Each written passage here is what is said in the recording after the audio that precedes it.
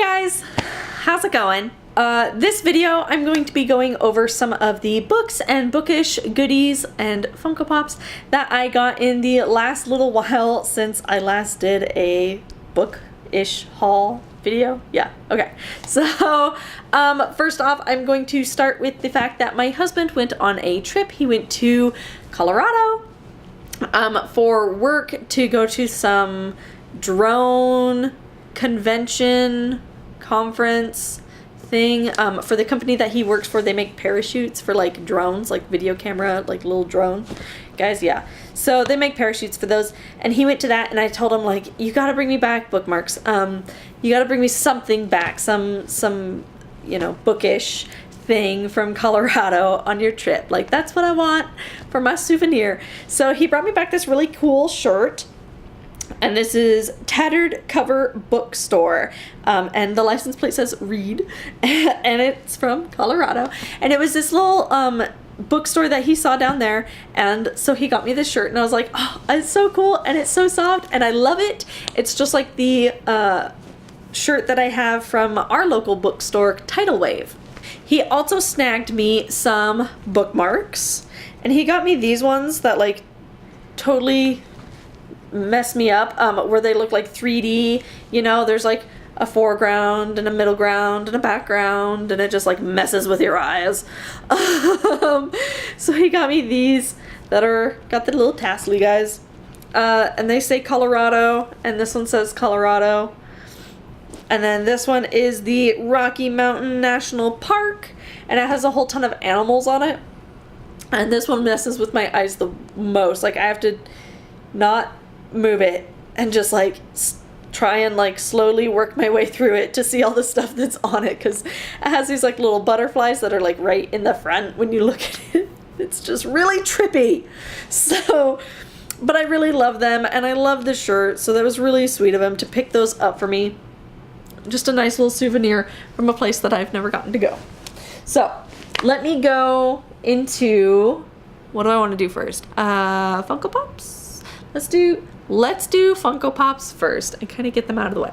So I recently joined a group on Facebook for Alaska people who collect Funkos, and it has like totally not helped my Funko buying habit. But I went to Target a little while ago, and I had picked up the red Jafar and the Jasmine in the red outfit as well. And I was like, these are really cool, and they're matchy-matchy, so I have to get them together, right? Like, it's totally okay. Next time I'll get like Raja and the blue Jasmine. So I haven't gotten them yet, but I went ahead and picked these up. I thought they were really cool because they're just different. They're different.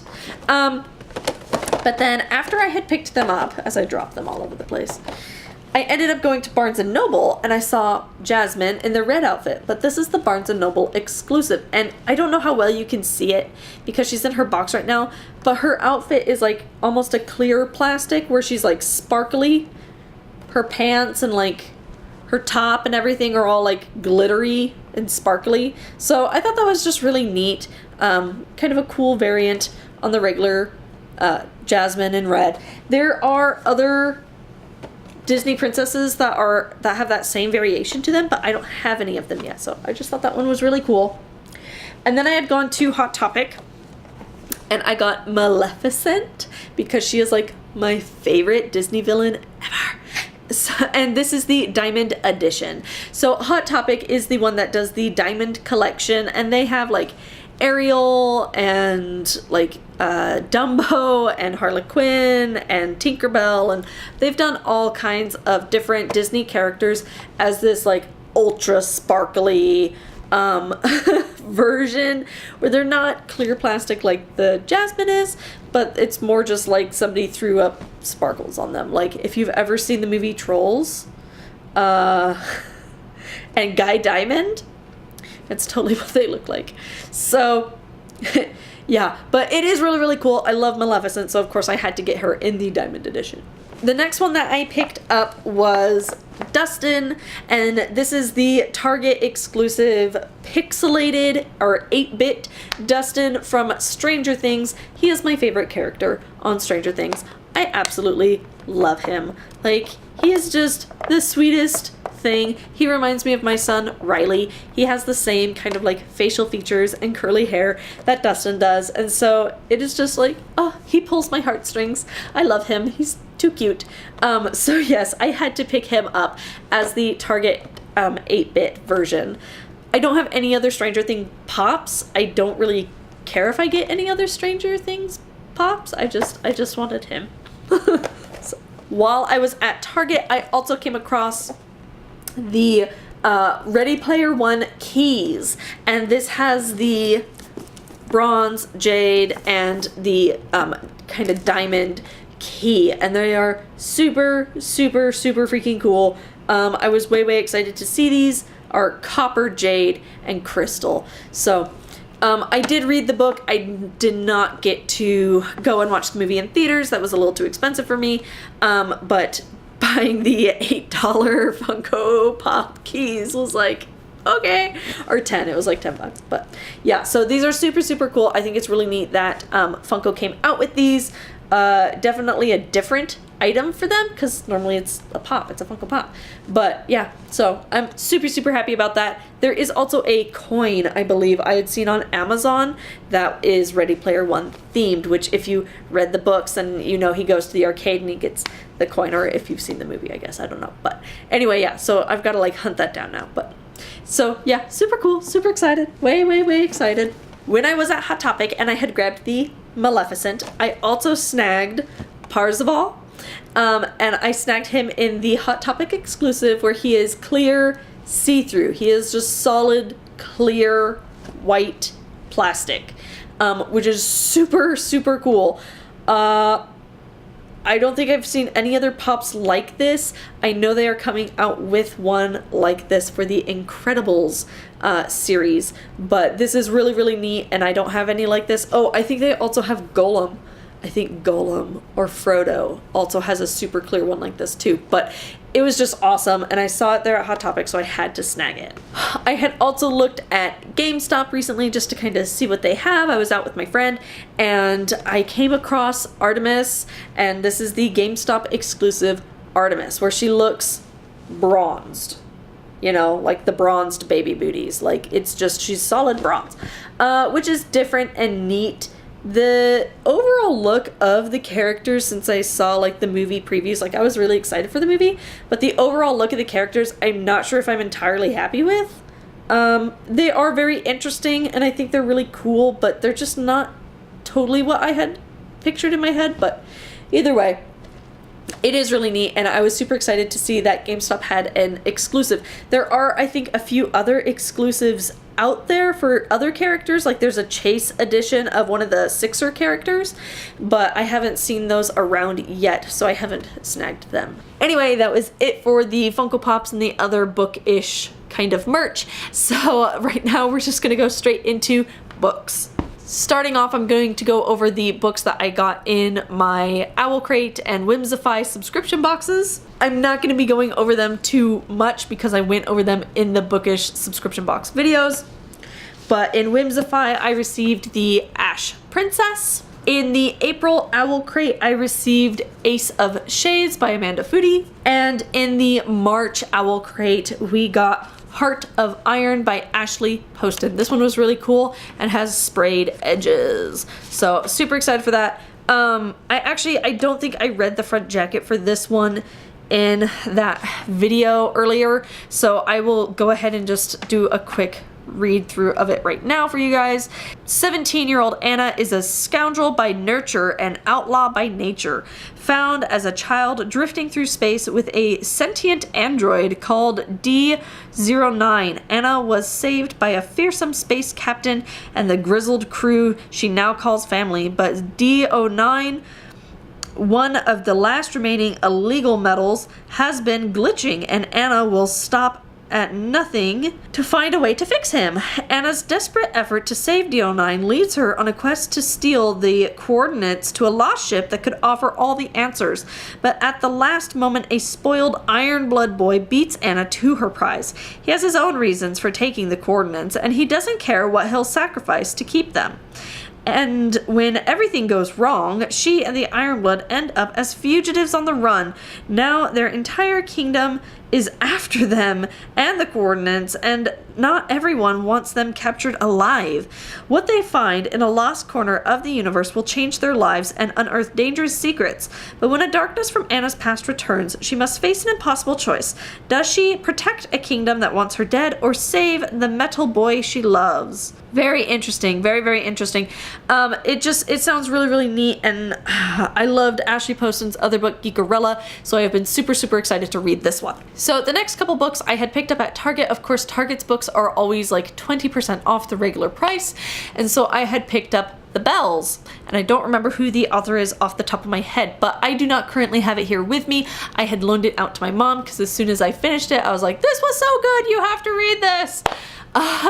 So yeah, I don't have that one with me here right now, but the other book that I picked up was The Traitor's Game by Jennifer A. Nielsen. This one talks about how she had like other books. New York Times best-selling author of The False Prince, which I was like, I have heard that before, and I can't like place where I've heard it, and I'm pretty sure it lists The False Prince, The Runaway King, and The Shadow Throne.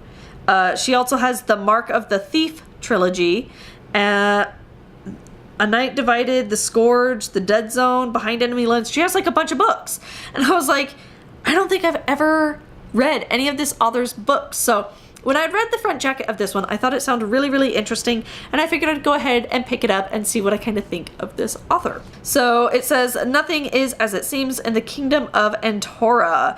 Kestra Dallister has spent the last 3 years in exile, but that does not stop her from being drawn back into the web of her father's dangerous politics. He's second in command to the despotic and seemingly immortal king, Lord Endrick.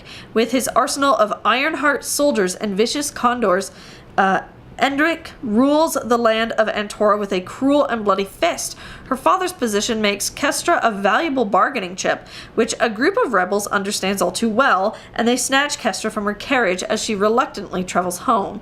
The kidnappers plan to blackmail Kestra into finding the Olden Blade, a lost dagger they believe is the only weapon that can kill the power-mad king. But Kestra is not the obedient captive they expect. One of the rebels, Simon, struggles to fulfill his orders as Kestra attempts to foil their plans by force, cunning, or any means necessary.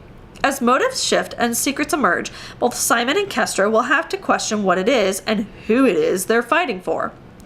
So this is really interesting sounding. It just sounds really fun. I've recently read Daughter of the Siren Queen, and the main character that we have and her love interest have this really fun back and forth kind of banter and wit and stuff, and this kind of reminded me of that. Not that it has anything to do with sirens or anything like that, but just that type of relationship where it's kind of, you know, she's kind of catty and he's kind of stubborn and stuff like that. So it just sounded really fun and reminded me of it. So yes, I picked it up and figured I would go ahead and give it a shot.